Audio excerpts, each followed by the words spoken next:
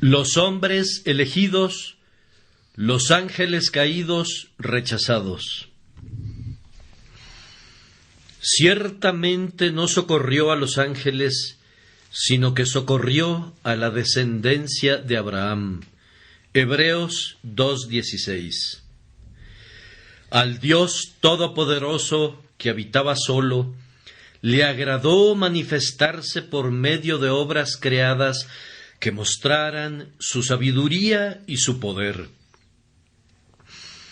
Cuando comenzó el trabajo grandioso de la creación, determinó en su mente que diseñaría una variedad de obras y que todas sus criaturas no serían de una sola forma, naturaleza, grandeza o dignidad. Así, él hizo a unas granos de polvo y a otras montañas de estupenda magnitud. Él creó a unas gotas y a otras océanos, a algunas grandes colinas y a otras valles. Aun en sus obras inanimadas, él mantuvo una grandiosa variedad. Él no le dio a todas las estrellas la misma gloria, ni tampoco a todos los mundos la misma magnitud. Él no dio la misma textura a todas las rocas, ni tampoco dio a todos los mares la misma forma o la misma extensión. A él le agradó la obra de sus manos, que era de una infinita variedad. Cuando comenzó a crear criaturas vivientes, allí también estableció distinciones que debemos notar. Del gusano hasta el águila, del águila al hombre, del hombre al ángel. Tales son los pasos para crear el bien en el diseño de las cosas que son animadas. Él no hizo a todas las criaturas águilas, ni tampoco hizo a todos los seres gusanos, pero teniendo el derecho de hacer lo que quisiera con lo suyo, él ha usado ese derecho en hacer que una de esas criaturas sea el león majestuoso, rey de la selva, y otra, la inofensiva oveja, que será devorada sin poder resistir a su enemigo o defenderse a sí misma. Él ha hecho a sus criaturas tal como le pareció correcto. Él ha dado a algunas velocidad en sus pies y a otras velocidad en sus alas. A una ha dado potencia de vista y a otra ha dado la fuerza del músculo. Él no ha seguido ninguna regla fija en su creación, sino que ha hecho exactamente lo que quiso en el arreglo de las formas de los seres que él ha animado. Así también tenemos que observar una gran diferencia en los seres racionales que él ha creado. Él no ha hecho a todos los hombres iguales, se diferencian grandemente. Desde el hombre con el intelecto más pequeño hasta el hombre con una mente majestuosa, no es poca la distancia. Y luego está el orden más elevado de criaturas racionales, cuya distancia en relación a los hombres no regenerados es muy superior de lo que cualquier hombre puede ser en relación a sus semejantes. Nos referimos al orden de los ángeles. Y al hacer a los ángeles y a los hombres, Dios otra vez ha ejercido su propio derecho de hacer lo que quiera, hacer exactamente lo que quiera con lo suyo.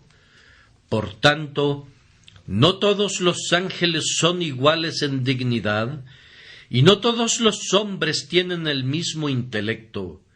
Él los ha hecho diferentes. Pero ahora queremos llamar su atención a dos ejemplos del actuar de Dios según su voluntad al hacer las obras de sus manos: el caso de los ángeles y el caso de los hombres. Los ángeles existieron primero. Dios los creó y quiso darles un libre albedrío para hacer lo que ellos quisieran. Se les permitió elegir el bien o preferir el mal, pero de la misma manera que lo hizo con el hombre, él también les dio este mandato, que si ellos preferían el bien, entonces su estancia en el cielo sería permanente y firme, pero si pecaban, serían castigados por su culpa y arrojados de la presencia de su gloria y echados en las llamas del fuego. En una hora maligna, Satanás, uno de los ángeles principales, se rebeló, tentó a otros y llevó por mal camino a una parte de las estrellas del cielo. Dios, en su divina venganza, castigó a esos ángeles rebeldes, los echó de sus asientos celestiales, los sacó de sus habitaciones de felicidad y gloria, y los lanzó abajo para que habitaran para siempre en el abismo del infierno. Al resto de los ángeles se los confirmó, llamándolos los ángeles elegidos. Él hizo que sus tronos los pudieran conservar eternamente, y les dio en herencia esas coronas que, sustentadas por su gracia, ellos habían conservado debido a la rectitud de su santa conducta. Después de esto, quiso Dios hacer otra raza de seres llamados hombres. Él no los hizo a todos de inmediato. Hizo a dos de ellos, Adán y Eva, y les dio la responsabilidad de guardar la seguridad de toda su descendencia a través de todas las generaciones. Él dijo a Adán lo mismo que les había dicho a los ángeles: te doy el libre albedrío, puedes obedecer o desobedecer según tú decidas. Ahí está mi ley. Tú no debes tocar ese árbol. El mandamiento no es para nada molesto. Guardar ese mandamiento no será difícil para ti, pues te he dado el libre albedrío para escoger el bien. Sin embargo, para la ruina del hombre sucedió que Adán rompió el pacto de obras, tocó el fruto prohibido, y en ese día cayó. ¡Ah, qué caída fue esa! En ese momento tú y yo y todos nosotros caímos. Cuando el maldito pecado triunfó sobre nosotros, no hubo ni un hombre que permaneciera sin pecado. Algunos ángeles quedaron, pero ningún hombre, pues la caída de Adán fue la caída de toda nuestra raza. Después de que una porción de los ángeles había caído, Dios quiso ejecutar su condena y hacerlo de manera rápida y definitiva. Pero cuando el hombre cayó, Dios no quiso eso. Él había amenazado con castigarlo, pero en su infinita misericordia seleccionó a la mayor parte de la raza humana, quien hizo objeto de su especial afecto. Para estos, Él proporcionó un precioso remedio. Para estos, Él pactó la salvación y la aseguró con la sangre de su eterno Hijo. Estas son las personas que llamamos los elegidos.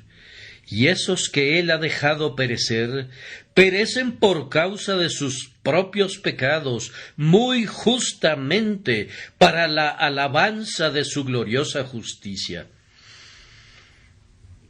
Ahora, aquí ven la soberanía divina que Dios eligió poner tanto a los hombres como a los ángeles sobre el fundamento del libre albedrío.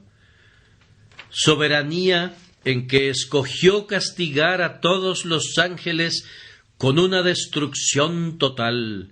Soberanía en que Él escogió suspender la ejecución de la sentencia para la raza humana y otorgar un perdón eterno a un cierto número que ningún hombre puede contar, seleccionados de la humanidad, que con toda certeza serán encontrados arriba a su diestra.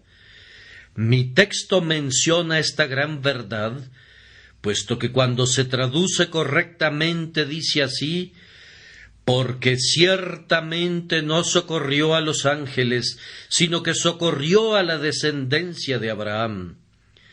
Como este texto tiene dos traducciones, les daré los dos significados tan brevemente como pueda. En primer lugar, la traducción de la versión autorizada dice: Él no tomó para sí la naturaleza de los ángeles. Nuestro Señor y Salvador Jesucristo, cuando vino del cielo para morir, no tomó la naturaleza de los ángeles. Hubiera sido una humillación más grande que si un serafín se hubiera convertido en una hormiga, que el todopoderoso Hijo de Dios se hubiera vestido aún con las ropas del arcángel Gabriel. Pero su condescendencia le dictaba a él que si se iba a humillar, él llegaría hasta lo más bajo, que si se iba a convertir en una criatura, él no se convertiría en la criatura más noble, sino en una de las más innobles de los seres racionales, es decir, un hombre. Por lo tanto, él no se inclinó al estado intermedio de los ángeles, sino que se rebajó a lo más bajo y se hizo un hombre. Pues ciertamente no vino en auxilio de los ángeles, sino de los descendientes de Abraham. Notemos la sabiduría y el amor de esto, y creo que habrá algo en nosotros que nos llevará a glorificar a Dios por haber hecho esto. En primer lugar, si Cristo hubiera asumido la naturaleza de los ángeles, Él nunca hubiera podido hacer una expiación por el hombre. Haciendo a un lado el pensamiento de que si Él vino para salvar al hombre, no hubiera sido adecuado que hubiera venido en el ropaje de los ángeles, es necesario admitir que si hubiera hecho eso, Él no hubiera podido ver la muerte. ¿Cómo pueden morir los ángeles? Podemos suponer que su espíritu podría extinguirse si Dios así lo quisiera. Podemos suponer la total aniquilación de todo eso, a lo que sólo Dios otorga la inmortalidad. Pero como los ángeles no tienen cuerpos, no podemos suponer que puedan morir, pues la muerte es la separación del cuerpo y del alma. Por lo tanto, le correspondió a Cristo tomar para sí la forma de hombre, para que pudiera ser obediente hasta la muerte y muerte de cruz. Si los ángeles hubieran estado por ahí, hubieran dicho: «Oh poderoso Señor, toma nuestras radiantes túnicas, oh, no tomes el pobre traje diario de la humanidad, toma nuestras túnicas radiantes, todas adornadas con perlas». Y Gabriel hubiera dicho: «Ven, toma mis alas, poderoso Hacedor, y será para mí un gran honor deshacerme de ellas por ti. He aquí, toma esta corona y este manto celeste para vestirte. Tú, Hijo de Dios, ponte mis sandalias de plata en tus pies. No te conviertas en hombre, sino en ángel, si deseas humillarte». Pero no, él hubiera dicho: «Gabriel, si me vistiera con tu vestido, no podría pelear con la muerte, no podría dormir en la tumba, no podría sufrir los dolores ni la agonía de la muerte.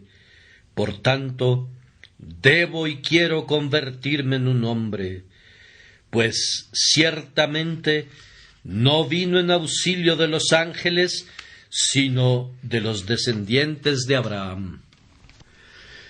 Si nuestro Salvador se hubiese hecho ángel, debemos notar enseguida que él nunca hubiera sido un ejemplo adecuado para nosotros. Yo no puedo imitar un ejemplo angélico en su totalidad. Puede ser muy bueno hasta donde lo pueda imitar, pero no puede ser mi norma en todos los puntos. Si me vas a dar a algo para imitar, dame un hombre como yo, entonces puedo intentar seguirlo. Un ángel no hubiera podido dejarnos el mismo ejemplo santo y piadoso que nuestro Salvador nos dejó. Si hubiera descendido de lo alto, vestido con la túnica de uno de esos espíritus brillantes, hubiera podido ser un buen ejemplo para esos querubines brillantes que rodean su trono. Pero nosotros, pobres hombres mortales, condenados a arrastrar las cadenas de la mortalidad a lo largo de esta existencia terrenal, nos hubiéramos hecho a un lado y hubiéramos dicho: «Ah, eso es demasiado elevado para nosotros, no podemos alcanzarlo». Y por lo tanto nos hubiéramos quedado cortos. Si he de esculpir en mármol, denme una estatua de mármol para que pueda copiarla, y si este barro mortal debe ser esculpido para que se convierta en un modelo de perfección, como va a serlo por el Espíritu de Dios, entonces denme un hombre como mi ejemplo, pues hombre soy, y como hombre debo ser perfeccionado. No solamente Cristo no hubiera podido ser un redentor, sino que tampoco hubiera podido ser nuestro ejemplo si hubiera tomado para sí la naturaleza de los ángeles. Dulcemente, también recordemos que si Cristo hubiera sido un ángel, él no hubiera podido entendernos. Para poder entender a nuestros semejantes, debemos ser en algo parecidos a ellos. Supongamos que un hombre es hecho de hierro o de metal. ¿Podría esta persona entender a nuestros cansados pulmones o a nuestros huesos adoloridos? Si se le habla a este hombre de alguna enfermedad, ¿podría entenderla? Yo no lo quisiera tener por enfermero. No podría tener a ese hombre como mi médico. Él no podría sentir como siento yo. Él no me podría comprender. No, incluso nuestros semejantes no pueden entendernos a menos que hayan sufrido como nosotros. He oído de una dama que nunca conoció la pobreza en toda su vida, y por consiguiente ella no podía comprender a los pobres. Ella oyó la queja de que el pan estaba extremadamente caro cuando costaba 14 centavos una rebanada. «Ah», dijo, «no aguanto a la gente pobre quejándose de lo caro del pan. Si el pan es tan caro, que vivan de migajas de a centavo. Siempre son lo suficientemente baratas». Ella no conocía la pobreza y por lo tanto no podía condolerse de ellos. Ningún hombre puede sentir gran compasión por otro a menos que haya estado de alguna manera en la misma posición y haya soportado los mismos problemas. Era necesario para él entonces, que debía ser hecho en todos los puntos como sus hermanos, para que pudiera ser un confiable sumo sacerdote. Pues no tenemos un sumo sacerdote que no puede ser tocado con el sentimiento de nuestras debilidades, pues él fue tentado en todos los puntos como nosotros lo somos, pero sin pecado.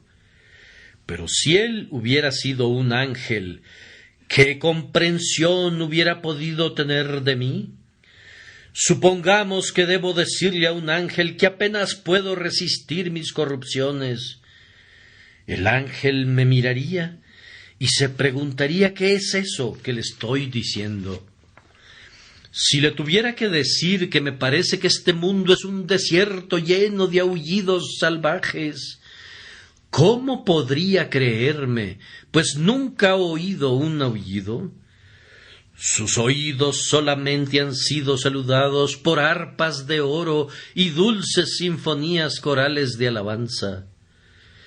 Si le tuviera que decir que me resulta difícil mantenerme en mi camino y mantenerme cerca de mi Salvador, el ángel solamente podría decir: no te entiendo, pues yo no soy tentado como tú. No tengo una naturaleza obstruida que reduzca mi fervor ardiente, sino que, en día sin noche, con infatigables alas, rodeo su trono regocijándome. No tengo tampoco ni el deseo ni la intención de separarme de mi gran Hacedor. Ahí ven ustedes la sabiduría del Salvador. Él se haría hombre y no ángel. Una vez más, Cristo se hizo hombre y no ángel, porque Él deseaba ser uno con su querida Iglesia. Cristo fue prometido a su Iglesia antes que el tiempo comenzara, y cuando vino al mundo, Él prácticamente dijo: iré contigo, mi novia, y me voy a deleitar en tu compañía. Las ropas de un ángel no eran el vestido de bodas adecuado para mí. Si he de ser hueso de tus huesos y carne de tu carne, estoy asociado a ti por una unión firme y fuerte. Yo te he llamado mi deleite, pues mi deleite está en ti, y he dicho: tu tierra será llamada desposada, esto es, casada. Pues bien, si estoy casado contigo, viviré en la misma condición que tú. No es adecuado que el esposo viva en un palacio y que la esposa deba vivir en una cabaña. No sería adecuado que el esposo se ponga ropas espléndidas y la esposa lleve prendas baratas. No, le dijo a su Iglesia, si tú morases en la tierra, yo también lo haré. Si tú morases en un tabernáculo de barro, yo haré lo mismo. Sí, dijo el Señor, con ella iré, a través de todas las profundidades de cuidados y de sufrimientos, y en la cruz aún me atreveré a llevar las amargas punzadas de la muerte. Cristo no podría ser diferente de su Iglesia. Tú sabes que Él no estaría en el cielo sin ella. Por lo tanto, Él hizo ese largo viaje para redimirla y visitarla, y cuando Él vino con esta buena misión, Él no aceptó que ella fuera hecha de barro y que Él no fuera hecho del mismo material. Él era la cabeza, y no era aceptable que la cabeza hubiera sido de oro y el cuerpo de barro. Eso hubiera sido como la estatua de Nabucodonosor, que debe romperse, pues los hijos fueron participantes de carne y sangre. Él debe también tomar parte en lo mismo, pues Él se hizo perfecto a través del sufrimiento, pues Él era el capitán de nuestra salvación. Así, una vez más, vemos su amor y su sabiduría, que, pues ciertamente, no vino en auxilio de los ángeles, sino de los descendientes de Abraham. Otra vez, si Cristo no hubiera tomado para sí mismo la naturaleza de hombre, entonces ser hombre no hubiera sido tan honorable o tan confortable como es. Considero que ser un hombre cristiano es ser la cosa más grande que Dios ha hecho. Pequeño como soy, puedo decir de mí mismo, si soy un hijo de Dios, que estoy cerca de mi Hacedor. Hay una distancia infinita, tremenda e inmensurable, pero salvo Cristo Jesús, no hay ningún ser entre el hombre y Dios. En cuanto a un ángel, él es menos que un hombre redimido. ¿No son todos espíritus ministradores enviados para servicio a favor de los que serán herederos de la salvación? Sin duda alguna, el menor sirve al mayor y el mayor no debe servir al menor. Por lo tanto, los ángeles son menos que el hombre, pues ellos nos ministran. Ser hombre es una cosa noble, pues Dios se vistió como hombre. Ser hombre es una cosa gloriosa, pues fue el vestido del Eterno. Dios fue hecho carne y moró entre nosotros, por lo tanto, la carne es dignificada y glorificada. Como dije, no sería tan confortable ser un hombre si Cristo no hubiera sido un hombre. Como sé que debo morir, mi consuelo es que voy a resucitar. Pero yo no habría tenido ese consuelo si Cristo no hubiera sido un hombre y si Él no hubiera muerto y resucitado. Oh muerte, he visto a menudo tu prisión y he pensado, ¿cómo puede ser que alguien escape de allí? Los muros son gruesos y contra la puerta hay una pesada roca. Está sellada con firmeza y hay vigilantes custodiándola. Oh muerte, ¿dónde está el hombre que puede romper tu sepulcro o abrir tu puerta? Tus barras de hierro, oh muerte, no pueden ser limadas por mortales, y tus cadenas son muy pesadas para que sean rotas por lo finito.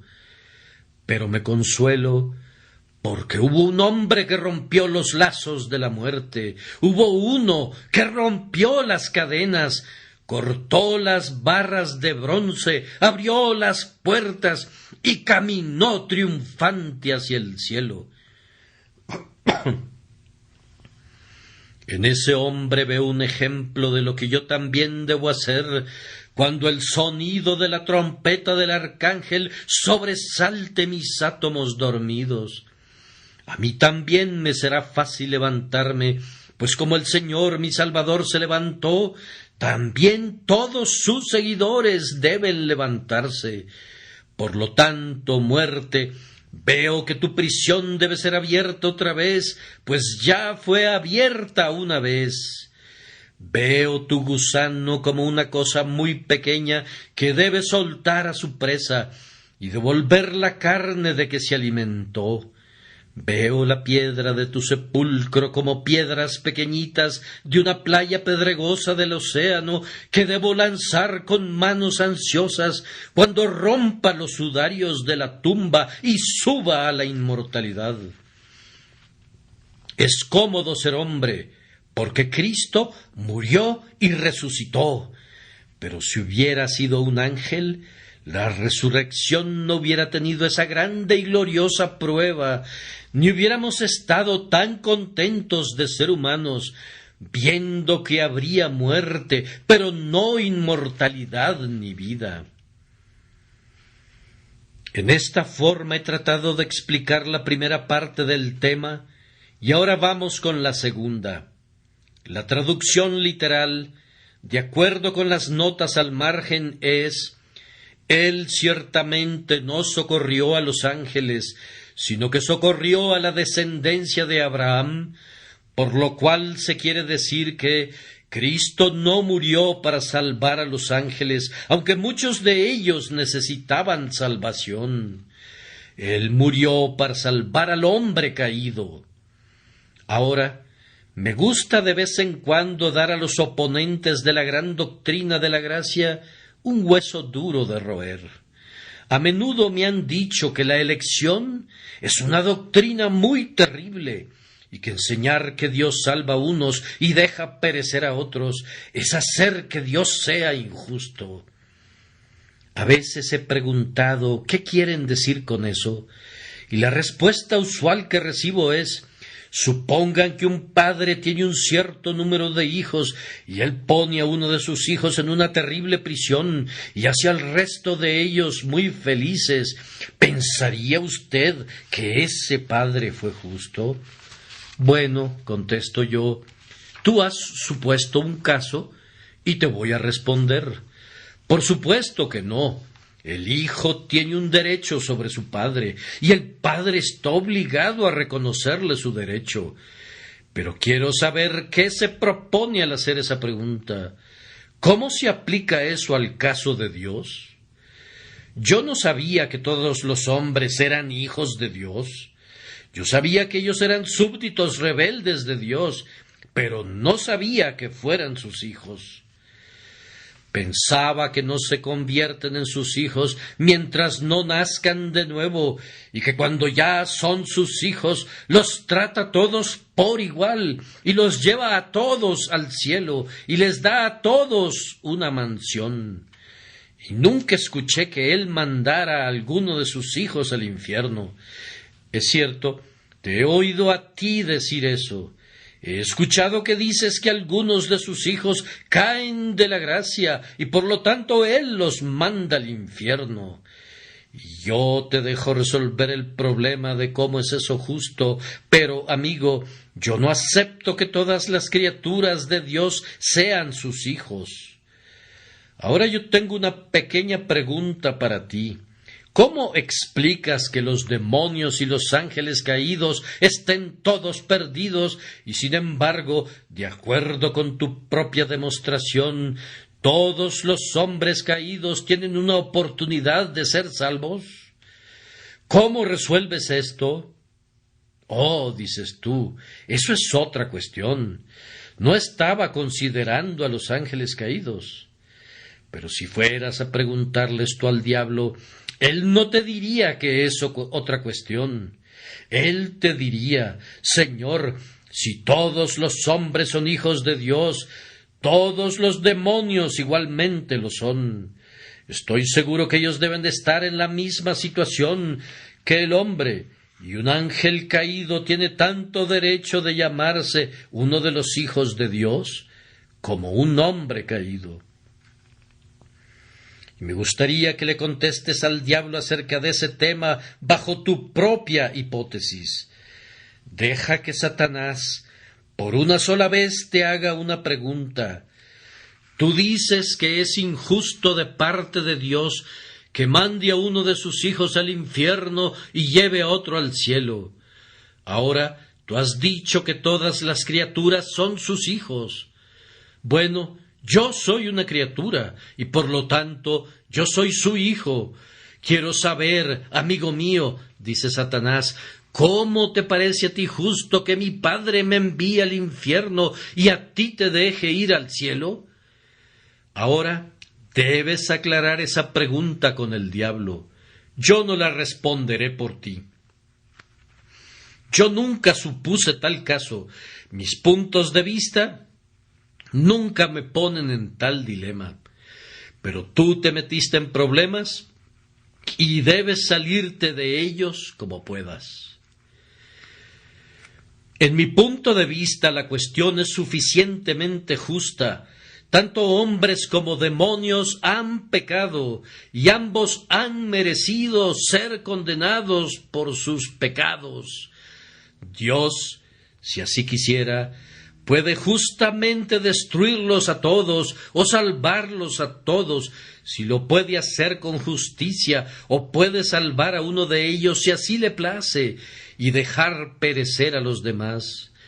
Y si, como Él lo ha hecho, elige salvar a un remanente, y ese remanente es de hombres, y si Él permite que todos los ángeles caídos se hundan en el infierno, todo lo que podemos responder es que Dios es justo y que tiene el derecho de hacer como quiera con sus criaturas.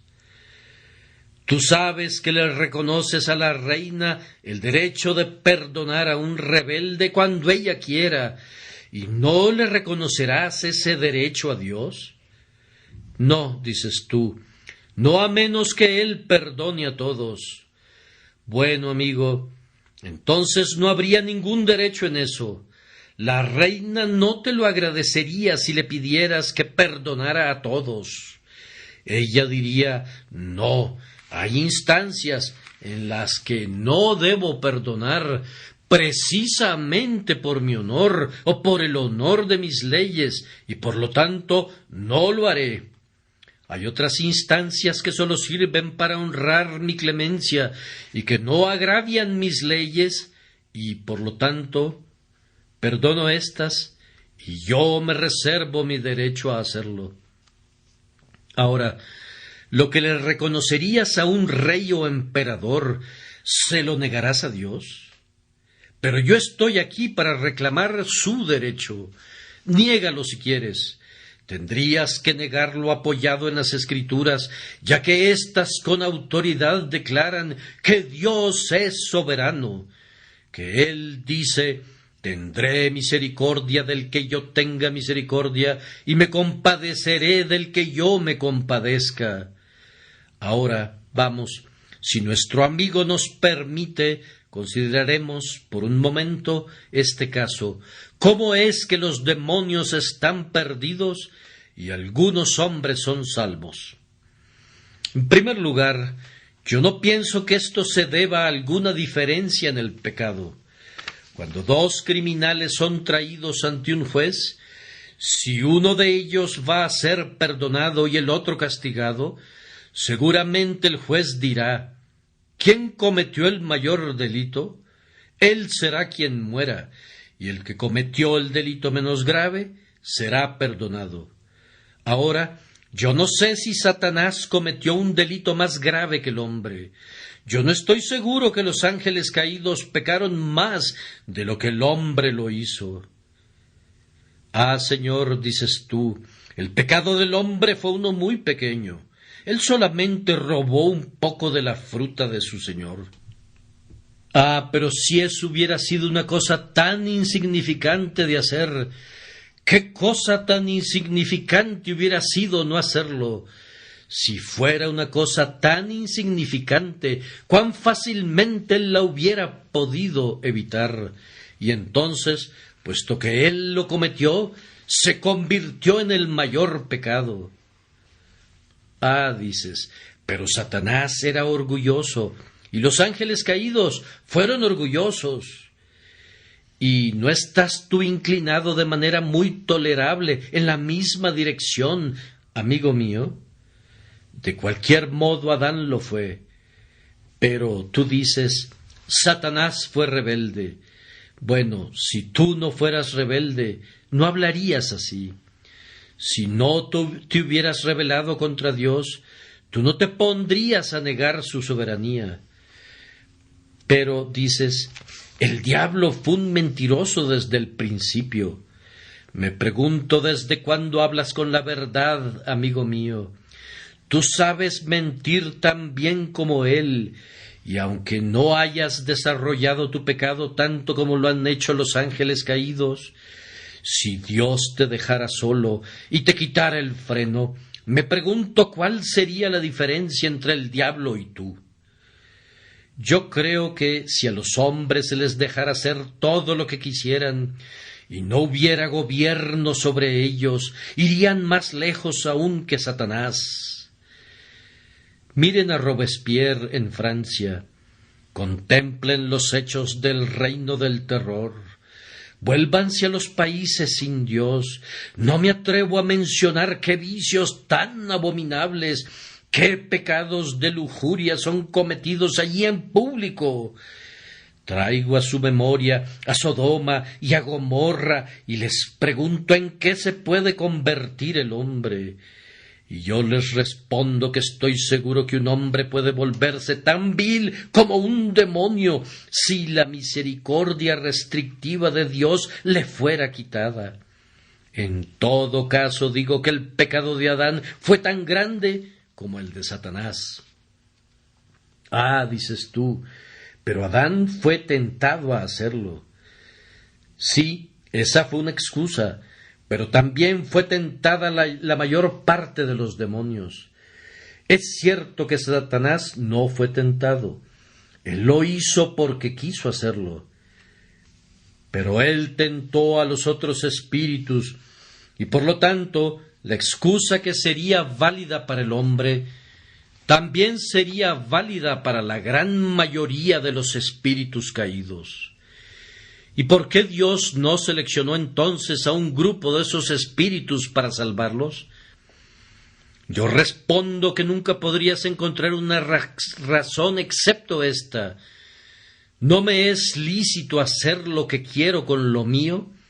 Y nosotros debemos caer sobre nuestros rostros y admirar hasta quedar sin aliento la infinita soberanía que desechó a los ángeles y salvó al hombre.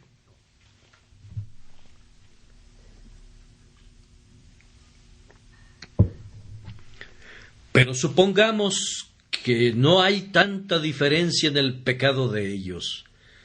La siguiente pregunta es: ¿a cuál de esos dos seres vale más la pena salvar? ¿Cuál es la criatura más valiosa?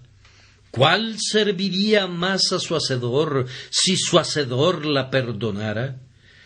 Y yo reto a cualquiera de ustedes a sostener que un hombre pecador es una criatura más valiosa que un ángel. Ah, si Dios hubiera buscado ganancia, hablando desde la perspectiva del hombre, sería más rentable para él salvar a un ángel. ¿No podría el ángel perdonado servirle mejor que el hombre perdonado? Si yo sirvo a Dios día tras día, debo descansar por la noche, pero los ángeles sirven días sin noche en su templo. Mi celo puede ser muy intenso, pero mi cuerpo se cansa. Pero los ángeles no conocen el cansancio. Y si soy salvo, yo seré un pobre cortesano que estará alrededor de su trono. Pero aquel brillante serafín caído, si hubiera sido perdonado, hubiera hecho una muy buena decoración para adornar los salones del Todopoderoso. Si yo fuera llevado al cielo, no tengo brillantes honores angélicos, y mi naturaleza aún ennoblecida no sobrepasaría lo que un ángel hubiera sido si Dios lo hubiera decretado así. Pero si Satanás hubiera sido perdonado, ¡oh, qué fuerte hubiera cantado y con qué gloria hubiera marchado a través del cielo para alabanza y gloria de la gracia que le rescató del infierno! Por tanto, si Dios hubiera pensado en su propia ganancia, primeramente hubiera salvado a los ángeles antes que salvar al hombre. Otro pensamiento. A veces la autoridad dirá: bien, aquí hay dos personas que van a ser ejecutadas y queremos salvar a una. ¿Cuál de los dos sería la persona más peligrosa si se le permite que siga siendo un enemigo? Ahora, ¿cuál podría lastimar más a Dios, hablando como hablaría el hombre, un ángel caído o un hombre? Yo respondo que el hombre caído puede hacer muy poco daño al gobierno divino comparado con un ángel caído. Un ángel caído es tan sutil, tan poderoso, tan veloz, tan capaz de volar en las alas del trueno, que puede hacer 10 veces más daño a su hacedor, si ciertamente su hacedor puede ser dañado, que lo que podría ser cualquier hombre. Así que si hubiera habido cualquier consideración de este tipo en la mente divina, Dios hubiera seleccionado a los demonios para salvarlos, ya que podrían darle mayor gloria si fueran salvados y hacerle mayor daño si no fueran salvados. Y todavía una consideración más, para mostrarles aún más cuán soberano es el deseo divino en esta materia. A lo mejor pueden decir, si alguien va a ser salvado, que sea salvado quien sea menos difícil de salvar. Ahora, ¿quién podría ser salvado con mayor facilidad, un ángel caído o un hombre caído? Por mi parte, no veo ninguna diferencia, pero si hubiera alguna, me parece que una restauración no causa ni la mitad del daño que una revolución. Y haber restituido a los ángeles al lugar del que habían caído, hablando como un hombre debe hablar, no hubiera sido tan difícil como haber sacado al hombre caído fuera del lugar del que había caído y ponerlo donde los ángeles caídos una vez estuvieron. Si Satanás hubiera entrado al cielo, hubiera sido como una restauración, un viejo rey que regresa a su antiguo trono. Pero cuando el hombre entra allí, es como un rey yendo a una nueva dinastía, un nuevo reino. Es el hombre que entra al lugar de los ángeles, y para eso, tú sabes, debe haber gracia santificante y amor interesado en comprar. Eso pudo haber sido necesario para los ángeles caídos, pero ciertamente no más para ellos que para el hombre caído. Aquí entonces somos traídos de regreso a la única respuesta, que Dios salva al hombre y no a los ángeles, solamente porque así lo decidió. Y les dice a los ángeles que han perecido: no, pero oh Satán, ¿quién eres tú para que alterques con Dios? Dirá el vaso de barro al que lo formó: ¿por qué me has hecho así? Pero tú puedes decir: Dios salvó al hombre porque tuvo compasión de él. Pero entonces, ¿por qué no les tuvo lástima a los demonios? Conozco 2 hombres que viven con muy poco presupuesto a la semana. Uno de ellos me da mucha lástima, pero el otro, que no tiene una mejor situación, me da más lástima porque él alguna vez conoció tiempos mejores. El hombre, es verdad, cayó del Edén, pero Satanás cayó del cielo, y da más lástima debido a la grandeza de su caída. Y por lo tanto, si la lástima fuera la que gobernara, Dios se hubiera decidido en favor de los ángeles caídos y no por el hombre caído. Pero creo que oigo que alguien susurra de nuevo: pero yo no veo esa primera parte. Tú dijiste que a ti te parecía que el pecado del hombre era tan grande como el pecado de Satanás. Bien, ruego que se me dé otra oportunidad para decir otra cosa, que independientemente de qué tan poderosamente sabio tú seas, tú tampoco conoces ninguna diferencia. Pues ¿crees tú que si los pecados fueran diferentes, el castigo sería el mismo? Ciertamente no, dices tú. El castigo debe ser el mismo para el mismo pecado.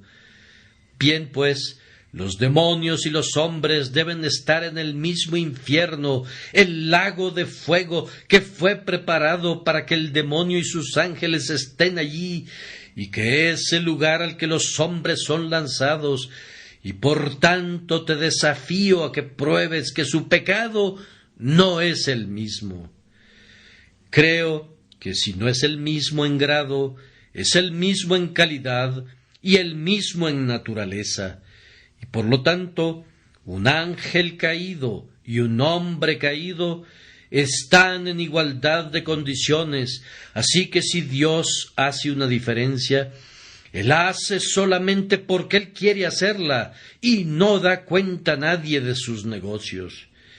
Este es un cuchillo que corta de raíz cualquier cosa que suene a mérito. Le quita a los que creen en el libre albedrío cualquier oportunidad de acusar a Dios de injusticia, pues ¿cómo pueden encontrar que Dios sea injusto si salva a un hombre y no a otro, cuando no se atreven a sugerir en lo más mínimo que Él es injusto al salvar a algunos hombres y dejar que los demonios perezcan? Ahora he acabado el tema y debo hacer una reflexión práctica o algo así, y entonces habré terminado. Algunos pueden protestar contra esta prédica doctrinal y saldrán y me llamarán un antinomiano. Yo para nada me voy a molestar acerca de eso, si los puedo hacer enojar. Pues si un hombre odia la verdad, Yo nunca me haré para atrás para no sacudir su violento enojo. Y si alguien ofende a mi Dios, entonces no importa que a su vez sea ofendido. Es mejor para él que manifieste su oposición, pues entonces quizá él podrá saber que está en el pecado y se puede arrepentir de esto ante Dios. Pero les voy a demostrar que esto es un tema práctico. Es práctico en este sentido, que si algún hombre no se somete al derecho de Dios de hacer con él como quiera, él tiene una razón de mucho peso para dudar de su propia piedad. Ahora, no quiero decir nada rudo e intolerante, pero sí quiero decir eso otra vez. Si doctrinalmente lo niegan, prefiero no llegar a ninguna conclusión, pero si en sus corazones sienten odio por esa doctrina de que Dios tiene el derecho de salvarlos o destruirlos, me dan una muy grande causa para dudar que ustedes alguna vez hayan conocido su propia posición a los ojos de Dios. Pues estoy completamente seguro que ningún pecador humilde dudará el derecho que Dios tiene de destruirlo. Y creo que ningún hombre que siente algo de amor hacia sus semejantes, creyendo que Dios tiene el derecho de destruirlo, discutiría con Dios de alguna forma si Él decide salvar a otro que es tan malo como Él mismo. Les digo, es su orgullo que todavía no ha sido humillado lo que da coces contra esta doctrina de la elección. Es su orgullo infernal, nacido del infierno, el que les hace odiar esta verdad. El hombre siempre la ha rechazado y siempre lo hará. Cuando Cristo predicó esta doctrina una vez, ellos querían arrastrarlo al borde de la cima del monte y lo hubieran arrojado de cabeza. Y siempre espero encontrar oposición si hablo con amplitud y claridad. Pero déjenme decirles con toda solemnidad que si ustedes no creen en el derecho que Dios tiene sobre ustedes, me temo que su corazón nunca ha estado bien delante de Dios. Otra conclusión práctica. Si tú crees que esto es verdad, que Dios tiene el derecho de enviar tu alma al infierno y que si salva a alguien más y no a ti, es justo. Si crees que si Él te salva, es un acto de amor soberano que distingue, entonces muestras un espíritu que está muy cerca del reino de los cielos. Yo no creo que un hombre admita esta verdad a menos que haya tenido un cambio de corazón. Puede admitirla en su mente, pero no sentirá que sea verdad a menos que tenga un nuevo corazón y un espíritu recto. No iré tan lejos como para decir que un hombre que cree en la soberanía divina es un cristiano. Eso sería estirar demasiado la verdad. Pero sí digo que si un hombre es lo suficientemente humilde, lo suficientemente manso, lo suficientemente contrito para echarse a los pies del Salvador, con esto no traigo nada en mis manos, yo no tengo justicia ni demandas, si tú me condenas serías justo, si tú me salvas te lo agradeceré para siempre. Un hombre así tiene que haber tenido un trabajo de la gracia en su corazón para traerlo a esta conclusión. Si puedes decir eso, entonces, pobre pecador, acude a Jesús, porque Él nunca te rechazará. Permítanme contarles una historia acerca del hijo pródigo y entonces llegaré a una conclusión. El hijo pródigo salió una mañana y tuvo un largo viaje por recorrer. Tenía frente a sí una montaña que escalar, llamada la montaña de sus propios pecados e iniquidades. Él apenas había llegado a la cima y se estaba acercando a una torre llamada la Torre del Verdadero Arrepentimiento, cuando su padre, que estaba sentado en el techo de la casa, lo vio. Y cuando lo hubo visto, corrió inmediatamente, y antes de que su hijo llegara a la puerta, el padre cayó sobre su cuello y lo besó. Llevó a su hijo a su casa y preparó un banquete, y festejaron, pero después de que el hijo se había sentado, el padre lo miró y vio que su hijo no comía, y que sus lágrimas rodaban en sus mejillas. «Hijo mío», dijo el padre, «¿por qué no comes? ¿Por qué lloras, hijo mío? Todo este banquete fue preparado para ti».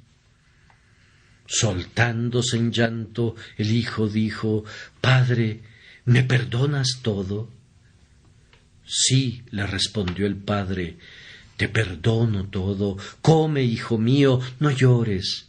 El hijo pródigo prosiguió en su estado. El padre miró a los otros invitados, pero luego, contemplando a su hijo, vio que lloraba otra vez y que no comía. Dijo el padre: «Hijo, ¿por qué no comes? El banquete es solo en tu honor. ¿Por qué lloras, hijo mío?». «Padre», dijo, con las lágrimas rodando en sus mejillas otra vez, «¿me permitirás quedarme aquí?». «Oh, sí, hijo mío», dijo el padre, «come, no llores, tú te quedarás aquí. Eres mi hijo amado». Bien, el hijo pródigo estaba allí, y el padre miró a los otros invitados, pero de vez en cuando volvía la mirada hacia él, y allí estaba su hijo llorando de nuevo. «Mi querido hijo», le pregunta, «¿por qué lloras?». «Oh, padre», dijo él, «¿me vas a permitir quedarme aquí? Pues si no lo haces, sé que voy a huir». «Padre, ¿harás que me quede aquí?». «Sí, hijo mío», dijo el padre, «eso haré. Mi gracia, como una cadena, unirá ese corazón errante a mí». El hijo se limpió los ojos, comenzó a comer y ya no lloró más. Allí, pobre hijo pródigo, hay algo para ti. Si vienes a Cristo, te quedarás con Él para siempre, y por sobre todas las cosas, Él te guardará allí. Por tanto, gózate, pues aunque Él tiene el derecho de destruirte, recuerda, Él no lo hará, pues su corazón está lleno de amor y de compasión por ti. Solamente ven a Él y serás salvo.